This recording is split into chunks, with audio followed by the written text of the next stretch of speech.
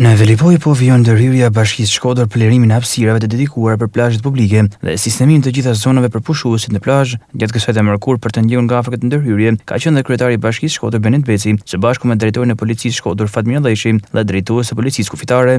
Kryebashkiaku Beci takoi pushues në plazhet publike, teksa u kërkua më shumë punë për pastrimin.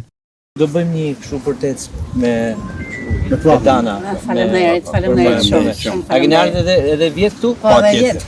Këtu tek në zonë. Pateke, shumë mirë vjet kena kënë shumë mirë, më thonë drejtën, jashtëzakonisht mirë, qetësi e mollë.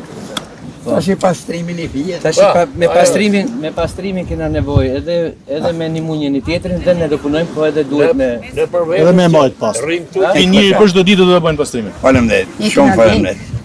Shumë të kënaqur, faleminderit shumë për jush. Kalofshi bukur. Do mundojmë deri në fund sezonit të bashkërisht. Shumë faleminderit. Patjetër.